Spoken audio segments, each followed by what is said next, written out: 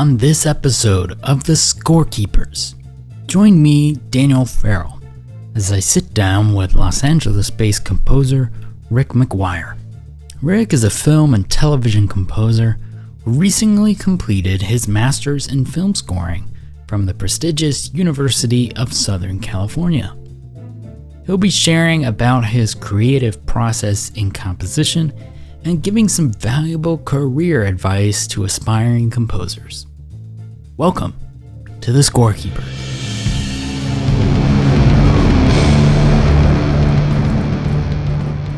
Welcome to the show, Rick. It's great to have you here. Great to be here. Thanks for having me on. Before we go ahead and get started, could you maybe introduce yourself to our audience? Tell us a little bit about yourself. I'm Rick McGuire. I am a composer out here in Los Angeles. I compose for film, video games, TV, everything basically in between. It's great. I think you're actually our first LA guest recorded in LA. Oh, good. Well, I read a little bit about you. I've been on your Instagram for a while, and I always love all the stuff you put out. It's always super cool to listen to it. Thanks. But just talking about your background as a drummer, how has that kind of shaped your compositional output? It's interesting. I didn't really think that it influenced my composing style really until I got to USC for their master's program, and I was around all my classmates, and we'd obviously play cues every day.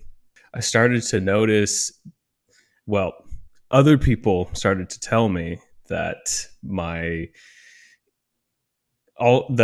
cues had a lot of rhythmic interest, more than theirs, and I noticed that. I became self-aware, and now I'm consciously trying not to have that overtake other parts of the cues that I write. We had one professor at USC, and he was very old school, very traditional, and with percussion, he definitely got on me because at first I was using way too much of it, or maybe not. I mean, it's all subjective. Maybe not. It'd be like Hans Zimmer with 12 drummers. Yeah, I know. Like to me, that would be, to me that would be a real treat. But anyway, it was good for me because he sort of expanded what I was already good at, and he told me to just write rhythmically for the tonal instruments, and then like a whole new world just opened up, and I got really into all the things that you could do with woodwinds and string players. I mean, they can play just about anything, and I found this is how I know I've sort of become more of a composer than a drummer now. I found that the music just like propelled forward more when you give like rhythmic accompaniment figures to the tonal instruments and then color it with percussion. Sometimes when everybody's it's just pads and the wind instruments with, some rhythms going in the percussion, it's super boring. And I remember that was like one of the first things when I was hearing some of your music, a year or two ago when I first started connecting with you, and I was like, man, this slaps. Like rhythmically, this slaps. Oh, thanks. Yeah. I mean, I can't think of it. I was a drummer in college too, and I was like, this is great. This is great. Good. Yeah. Yeah. I mean, I can't think of composing any other way. I always start like subconsciously with the rhythm when I'm trying to like figure out a section. I'll just figure out what rhythm I want, and then maybe it's too methodical, but yeah, I'll figure out the rhythm that I want, and then I will figure out what scale I'm using or what chords I'm using, and then after that, it's kind of just like inspiration hits and I kind of just know what to do. So obviously you're a film composer out in LA. What made you kind of want to get into film scoring? Were you always set on that direction, or did you kind of find yourself falling into it? It seemed like the most logical progression for me. I grew up doing concert band and orchestra and choir and kind of all the things that you do when when you get involved with music at a young age. My mom taught piano. I remember this one like youth concert when I was in the 5th grade. It was like the first orchestra concert I had ever been to, and just to see the orchestra up on stage, I'm just like, that is amazing. Like all of these talented people, they're the best at their instrument. They're all coming together, and there's so many of them. And it got me thinking, even at a young age, like, well, where's the new music for the orchestra now? That sort of just led me to film music because, to be honest, like, I mean, obviously, besides like the contemporary classical music, film music is pretty much where the orchestra is nowadays. So it's always been about the orchestra for me. I remember watching one interview with James Horner, and he was doing the score for Avatar, and I think it was some like Avid Sibelius Pro Tools commercial, and he was just showing how he was using this technology to put together the score, and I was just like totally struck by that, and I was like, that is amazing, I want to do that. And yeah, pretty much never really gave up on that feeling, and hopefully I'll be able to uh, continue to pursue this as the years go by. For sure. I mean, from what I've heard so far, I think you're gonna do you're gonna do amazing.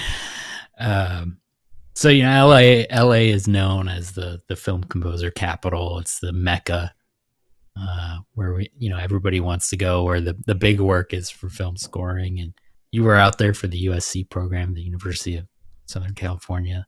So what was it like moving out there for that program? It was a big decision. I remember I was living in Utah before I moved out here, and I had some things going on like gig wise, and I wasn't really sure if USC was a smart choice, just because it's, I mean, it's like NYU, it's a ton of money to come out here. But I mean, in terms of culture shock, there really wasn't much culture shock. I mean, I'm from Arizona, and LA is similar vibe to Phoenix, and it made me feel like how small I am in the world, just because, like, I mean, there's so many people here doing this, and they're all extremely talented, and trying to keep up with everyone is a daily pressure, I would say, which is good. And I think there's a lot to be said about putting yourself in proximity with the people that are doing the thing that you want to do, or the people that are trying to do what you're trying to do. LA really is like a one industry town. Like New York is a lot of stuff, but LA is people there for film and TV. Yeah, I mean, it's so weird. I mean, I go on. I mean, I'm right in the middle of LA, and I go on these walks in between, like, writing cues or procrastinating cues, and I just walking around, and I see a lot of these buildings. I was walking yesterday, and I walked by like the Screenwriters Guild building, and I was just like, that is amazing. Like, this entire structure, this edifice, this was built from people's creativity, and I just think that's amazing. Could you maybe talk briefly about what it was like attending USC and going through that program? I mean, you did the one, it's a 1 year master's program. Yeah, it's they call it accelerated masters. So they condense 2 years into one and try to kill you. It's not that bad. I did a YouTube video about it, about my experience there, and I said in there, like, USC, it wasn't the most challenging thing that I've done, but it's definitely top 5 for sure. I enjoyed it. The classes and professors, for the most part, are great. There were only, like, I mean, not to name names, but there were only like a handful of professors and classes where I was just like, this is kind of a waste of time. It was always be a couple of those. Yeah, I mean, you're just kind of gonna get that. Like, it's unavoidable. Like, people are just human. But yeah, it was good. I learned a ton. Oh my gosh, I just learned so much about film scoring from those professors. Like, they're in the game too, which I think is the program's strong suit. Like, they're professors first, or excuse me, they're industry professionals first and professors second. And that there's some pros and cons with that, right, for sure. I think they got some new people into the faculty this year that are more academics. But at least last year, it was basically all professional composers.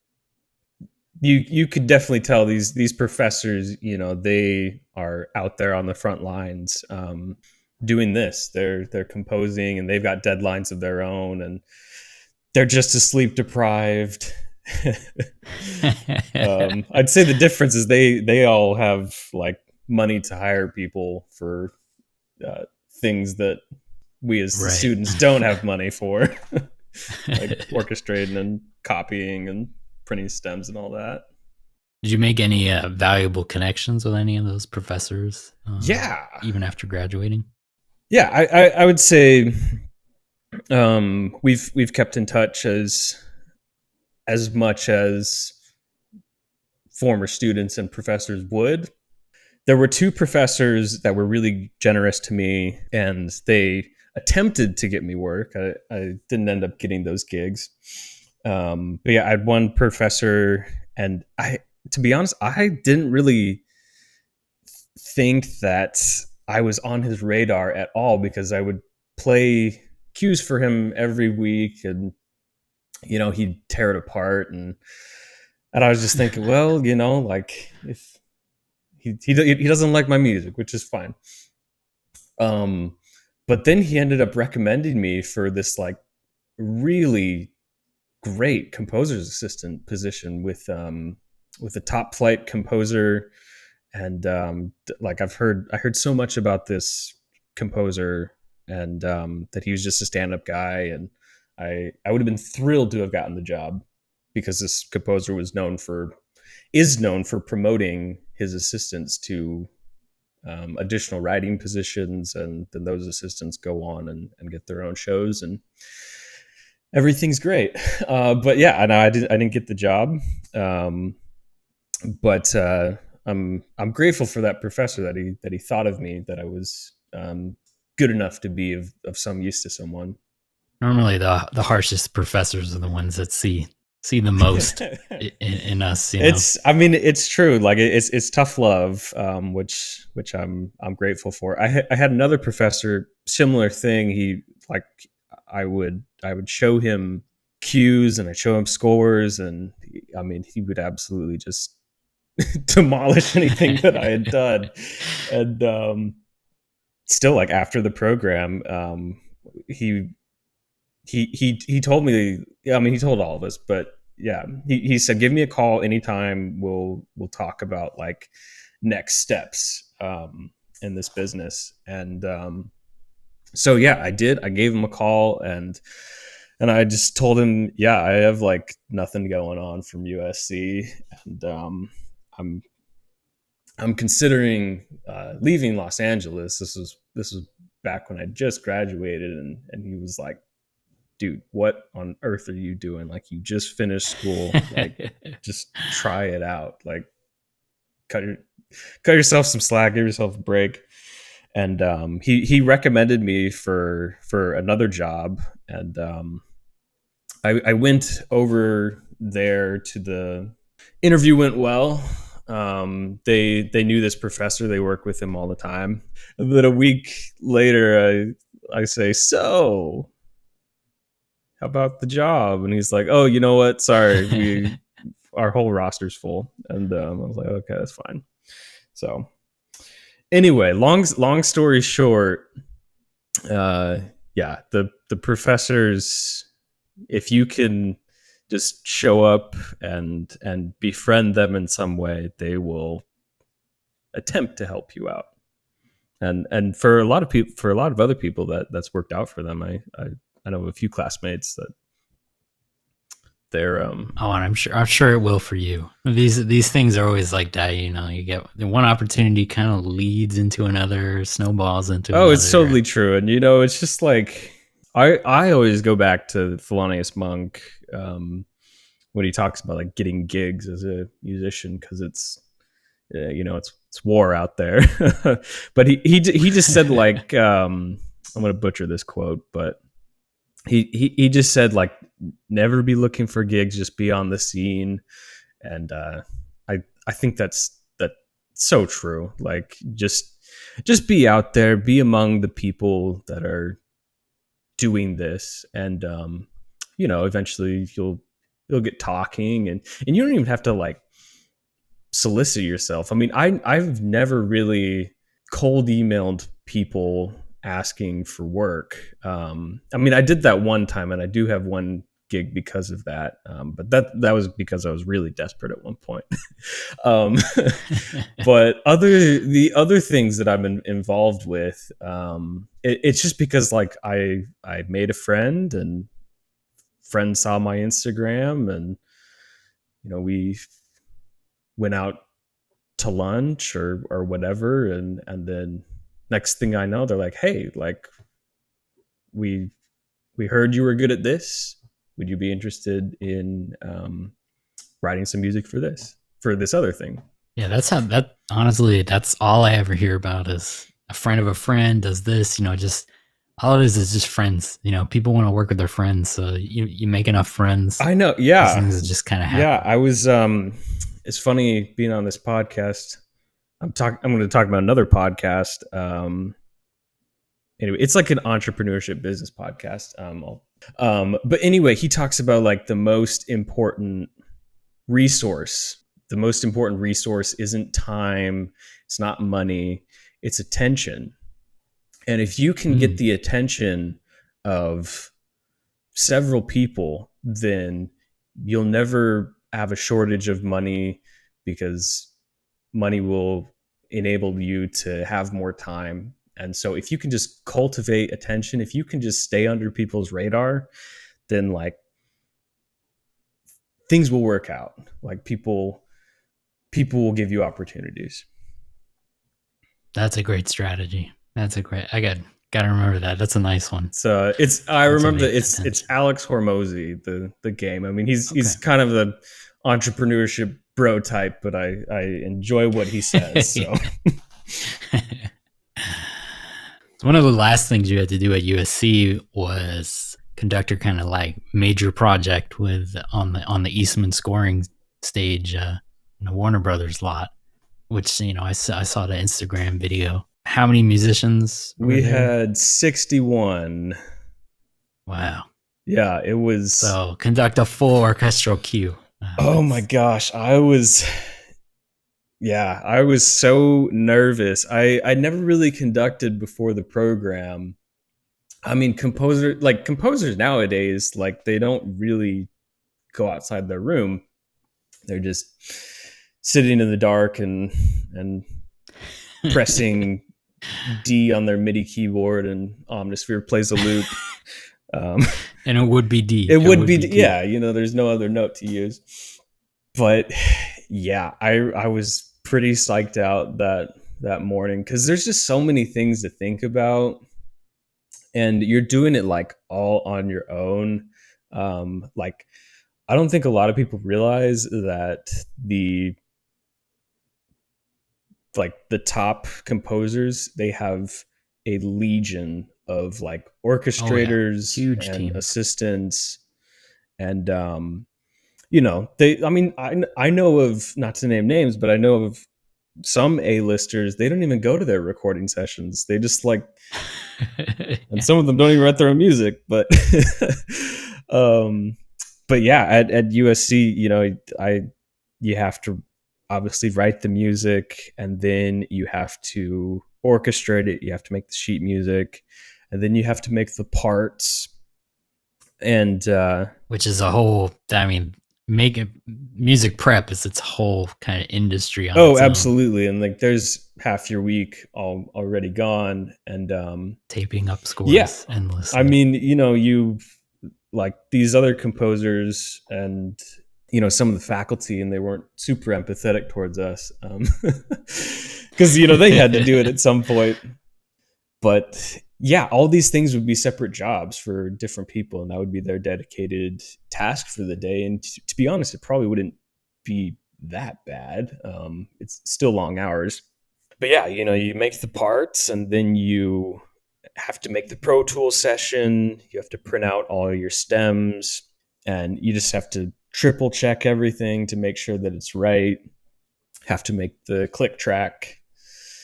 And if any one of these things goes wrong, you know, like you feel like an idiot on in front of like a bunch of extremely talented musicians.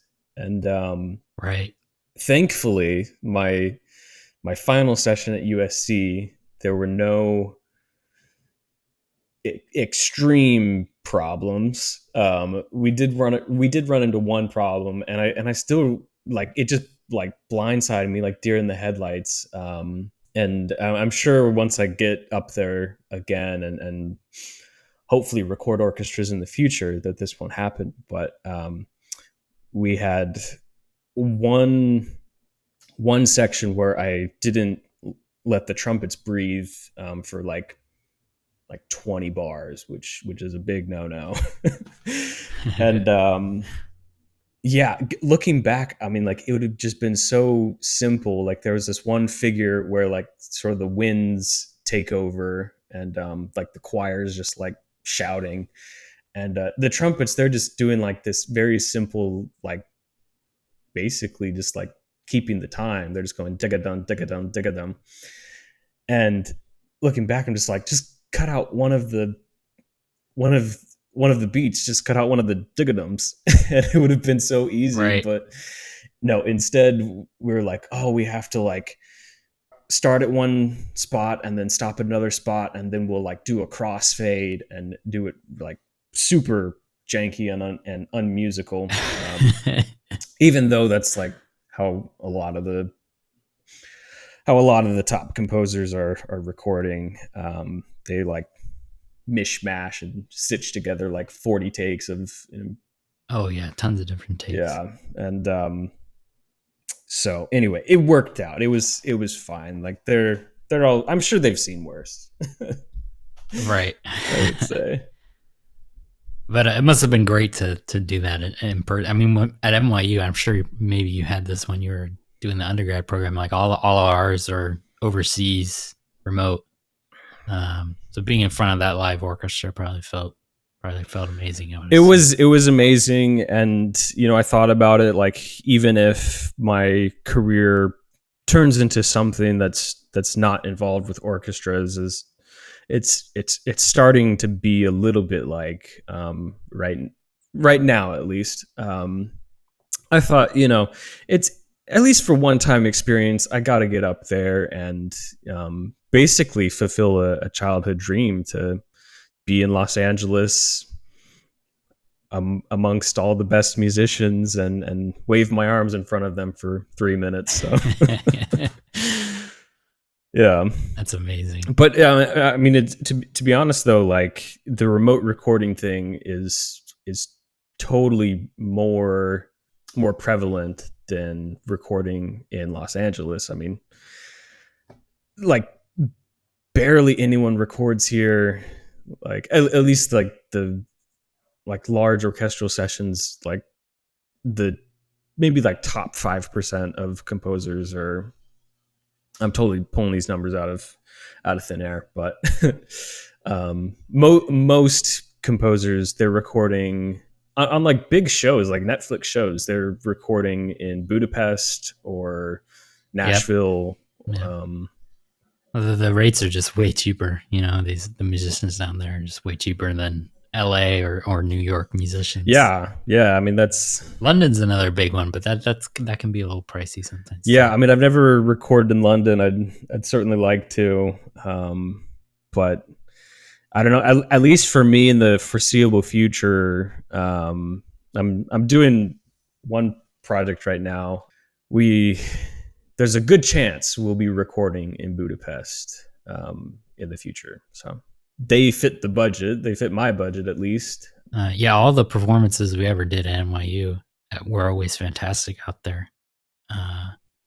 Yeah, and I mean, I think in a way that is good too. Like, no one should feel like they're not necessarily like missing out on how this whole industry works by not being in Los Angeles and not getting up there and conducting at like the Newman scoring stage.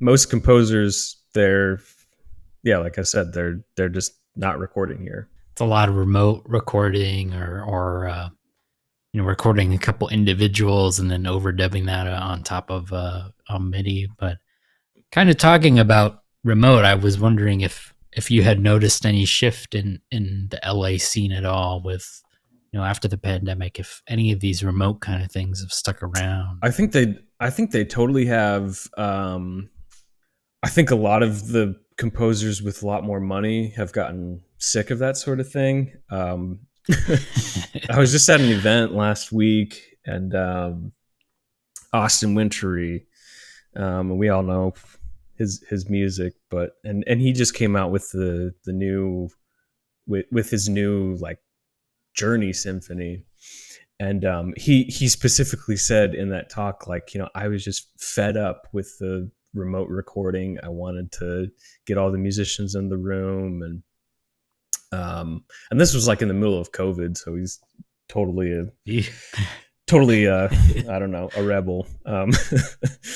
But yeah, I mean, I think it's super convenient, and good musicians with like some recording chops, like they, people put together really good scores with just a soloist playing in their apartment. I think every performer now should realize that they should buy a microphone and they should learn how to use like a DAW. Oh yeah. And that's like a huge revenue source that's kind of untapped, I think, is performers recording remotely.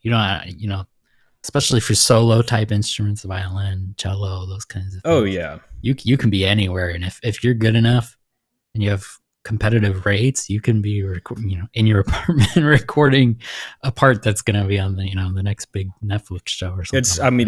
It's completely true. Like, I've one project that I'm working on, I've worked with a number of soloists, and we've got like a cellist out in New York and a woodwind player. I mean, she's here in LA, but it's still remote. Like, and we've talked about doing like in-person sessions, but I mean, I don't know. Usually the deadlines are they're like it. So I'm like, yeah, I kind of need it by tomorrow. And like, I don't know if I could come to your house tonight and do the session, but right.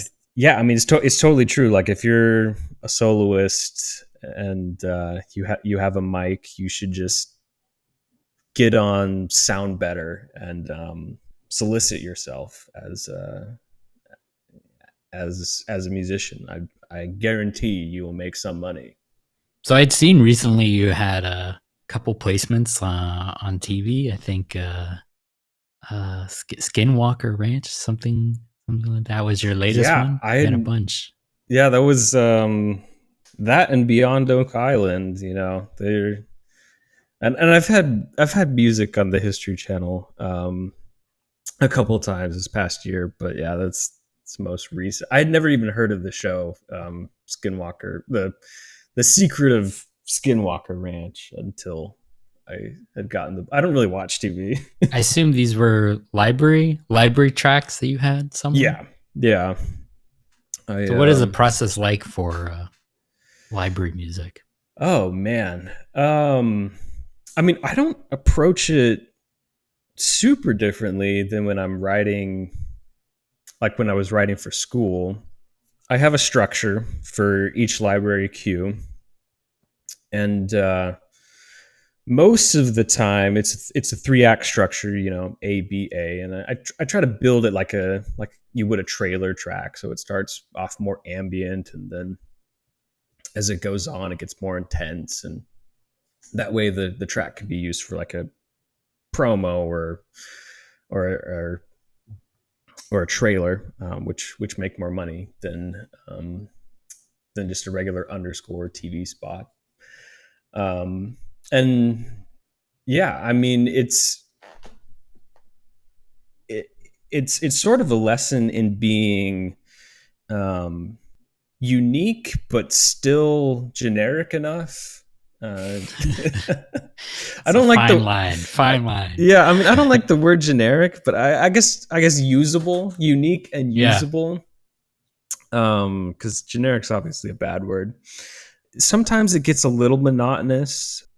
Sometimes I feel like I'm writing the same thing over and over again, but it's just a new cue.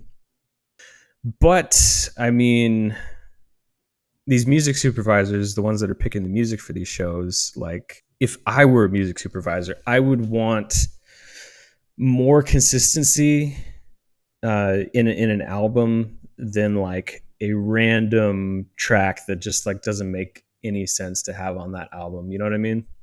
Libraries that you're working with, are they giving you briefs, or are you just composing whatever comes to mind? For some of them, there is a brief. Like right now, I just got a brief. I just finished another library album. Tell you the truth, and this new brief, what they want me working on is like pop funk, like stuff you'd hear in like a, I don't know, like an iPhone commercial, right? But a lot of them are just like just write whatever you want. It's kind of up to me to figure out, like, in some ways that's good, and in some ways that's real bad. Sometimes it's really nice to have the brief and just be told what to write.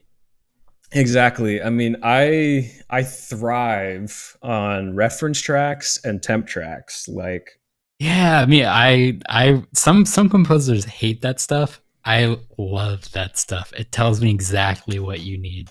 I mean, exactly. Yeah. Or you come to find out real quick that like the director, game developer hates their own idea of what they thought they wanted the music to be.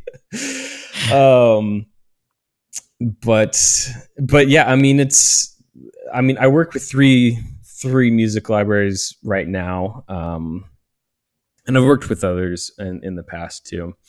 And two of them, they have like specific briefs, specific styles that I need to pay attention to. And this other one, this Renegade, it's sort of just like, yeah, whatever you feel is best, and we'll tell you what we think about it. And yeah, have you had placements from that library? I have, yeah. Wow. Okay. Well, yeah. They're working for you. Nice. I mean, they're a bright spot in my week when I can sort of write whatever I want, and that's nice. And and sometimes I wonder if they even listen to the music. I know they do. It's, you get a little like suspicious after a while, where you're just like, okay, not everything I'm writing can be good. Like, so yeah, I mean, between those three, they keep me the most busy for sure.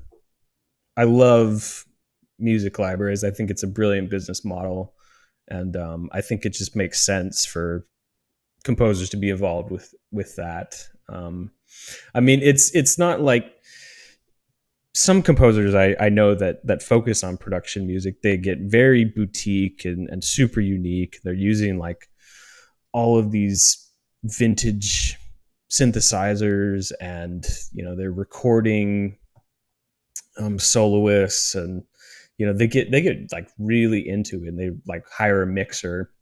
I know others that they just open up Omnisphere, and like it's like 4 tracks and that's it, and they make like $500,000 a year. seems to work out for them. So yeah, everybody that I know that does, I know very few composers that are like all in on the production library as like their full-time gig. A lot of it's like in between gigs, or so if something didn't work, that they've got a track on a shelf somewhere, they'll throw it on a library. And I mean, that stuff, like, it works out with royalties and stuff. It's like a good, like, steady income for some people. I've met a few composers, and I tell them like what I do and sort of what I'm involved with, and yeah, I mean, some of my peers sort of look down their nose at it, and I'm like, well, like, I'm paying my rent with this stuff. Like, what are you right. What are you doing? Like, living off your parents' money. Like, I remember we had at NYU, somebody came in. I don't remember who or what it was, but they were talking about production music and how it really is like you're investing in yourself. You take 3 hours, write a track. That track's gonna make you income the rest of your life, and like potentially your kids and stuff. It could be making money for a long, long time. Yeah, maybe not Law and Order type money, but something. Yeah. I mean, and it's a good way to just like stay in touch. I look at it like going to the gym. Like, right, yeah, that's a good. You just have to just show up and just like compose. Like, you just put in the hours, and it's device that enables that. And I still have an itch for this. The boutique and custom scoring that goes into like the latest Netflix show or Hulu show or big I don't know, A24 movie, and just like all the creative scoring and just music making that goes on with those projects. I'm like, that's I still want that. I don't want to do this forever, I guess, right. Is what I'm saying.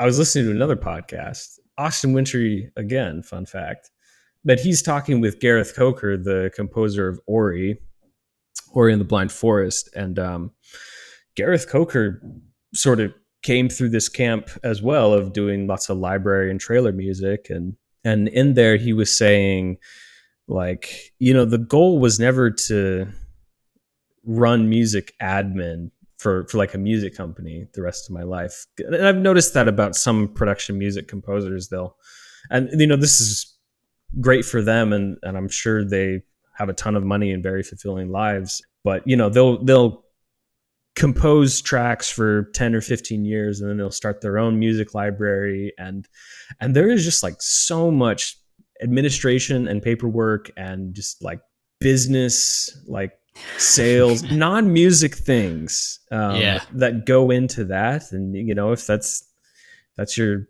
cup of tea, then pursue that. But to me, and hopefully I stay this way as the years go by, but to me it will always be about composing music. Yeah, not just trying to make as much money as possible, although that would be certainly great.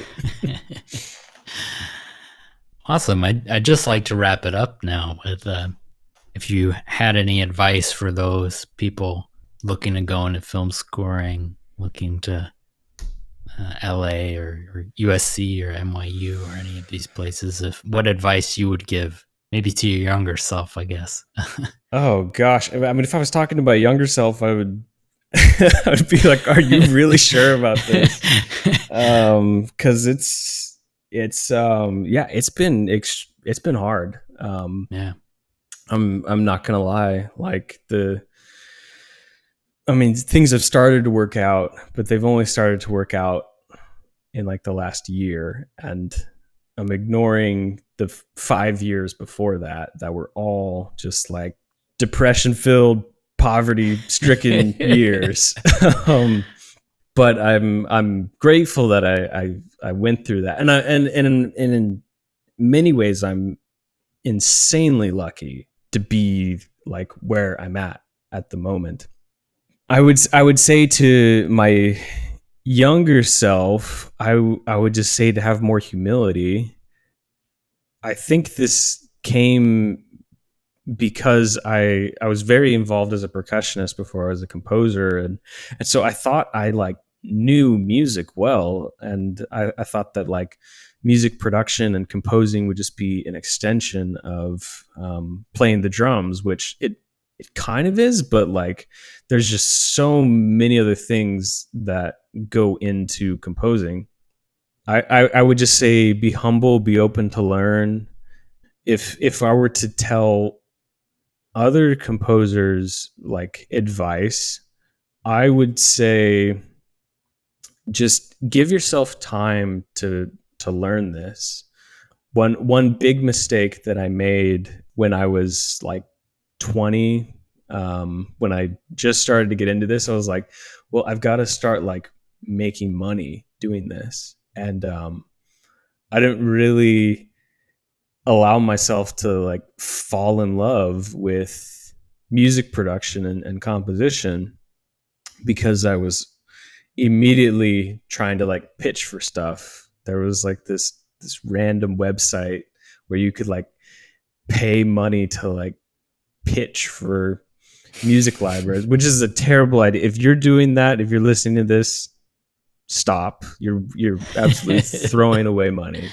But anyway, I was doing that, and it was like, $10-15, but that adds up when you're making nothing as a college student. Like that's a poor choice. Yeah, I would just, allow yourself to just put in the time, and it's going to take a long while before you see anything. I remember we had a guest speaker one time, and he was a composer, and he said, you won't make money the first 10 years in this industry, which is nuts. And I hope that changes, but that's the reality for a lot of it. Yeah, no, I totally agreeing with that. And for other businesses, other entrepreneurial endeavors, maybe money comes faster, but and that's why I say, like, for me, like, I feel insanely lucky and blessed, because I'm 6 years into this, and I've finally started to make money. And the first 5 years were just like, oh my gosh, they were just miserable. Like like I didn't have like two nickels to rub together, and like failed relationships, and like I just felt like a crazy person. But that's sort of how it goes with anything that you want to pursue, like with your dreams. I mean, being super cheesy here, but like it doesn't make sense to like do music and be a musician like until it does. Like it all of this is just like an extremely expensive hobby if if nothing is happening for you. Yeah, I would say just in general, just like be patient and let yourself get good at this, because a lot of people, at least from our generation, because I know some younger composers that are just like, they don't know how to play an instrument, but like they know how to open up Cubase. But yeah, just let yourself figure this out, and don't even worry about making money for a long time. At the same time though, like I am grateful. Like I would say 4 years ago is when I started to write for music libraries, and I was just like looking around like, how do I make money doing this? I'm grateful that I went down that YouTube rabbit hole. You know, it's paid dividends now. So, you know, once you get to a certain point of music production competency, like, you should absolutely be putting yourself out there. Yeah, long-winded advice. I would just say be patient. No, it's great advice, and it is. I think it is definitely challenging at the start. I remember somebody at one point told me that one of the hardest things is when your abilities, your craft is not up to your taste level. Yeah, and you're listening to all this stuff, and you have good taste, but you can't achieve that, and that causes that kind of cognitive dissonance where you think of your, almost like imposter syndrome, where you're just like, I can't do this, I'm not that good. But you kind of got to let yourself get up there, and kind of got to work and be humble and be patient, and you'll eventually get there. It takes time. Oh yeah. It's just like, what's funny about music is like, it sounds, we all hear it like the same way. I remember this one time, this was like back when I was trying to get into library music, and then I was getting rejected left and right from people, and I still get rejected, but but yeah, I was trying to do trailer music, and I pulled into my session this trailer track, and it was just insanely well produced. I mean, this was like 5 years ago, but and even now, like after writing, gosh, I've probably written like 200 tracks at this point. Like I still wouldn't be able to get that production quality. And yeah, I remember I was like 21. I pulled it into my session, and I'm just like, why can't I figure this out? Like, why can't I do this? And it just takes time. Like your ears have a lot of work to do. I think also a lot of people, see these like, crazy good business people and in other fields and stuff, and they're like 30, maybe 40. But when you look at our field and who is successful in our field, Hans Zimmer's like 60 something. I mean, John Williams is like 90. I know John Williams, like he will live forever, I'm convinced. And a lot of these people, I think they don't even really get any sort of name recognition until late 30s, 40s. It takes a long time, a lot of work. Yeah. No, absolutely. I mean, like John Williams, like he didn't do Star Wars until he was 45. Right. And so, like, to the 20 or 21-year-old composer listening to this, it's gonna take a long time, and hopefully it's a marathon, not a sprint. Being in LA the past while, I've just noticed that if you just stick around, like, things will happen for you. Right. If you're able to continue to stick around. It was an expensive place. But yeah, like, and maybe that's like survivorship bias, but yeah, just stick around and meet people and always be focusing on your craft, and like it's gonna be okay. Before we wrap up, is there any major projects we should be on the lookout from you soon? Well, I'm working on a video game at the moment. I can't announce who it's for or what it's with, but it is with a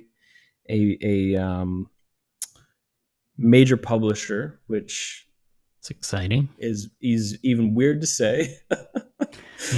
But yeah, I'm not sure when that will be coming out, but we've been recording the past 3 months. And, wow. Now, are you doing all the kind of audio integration with that, or are you just strictly? I'm just writing the music, which is great, and I'm not doing all of the music. It's with a team of composers, but nice. It is. I consider it my like first like big project, at least on the scoring side of things. So yeah, I don't know. Just follow me on Instagram. Yeah, follow him on Instagram. We'll of course have all the links in our episode description for all the things that we've mentioned, and of course your Instagram and those kinds of things. But yeah, it's been an absolute pleasure speaking with you, Rick. Yeah, thanks, Daniel. Thanks for having me on. It was great hearing from Rick McGuire on this episode of The Scorekeepers. Be sure to check out his social media in the description of this episode. Thanks for listening to The Scorekeepers. The Scorekeepers is hosted and produced by Daniel Farrell Music and Sound, with graphic design by Patrick Farrell. Scorekeepers is proudly hosted and recorded by Zencastr.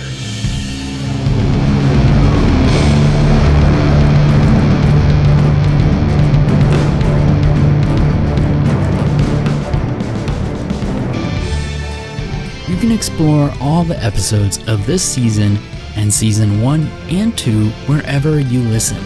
And be sure to rate and review this episode to help us find new listeners.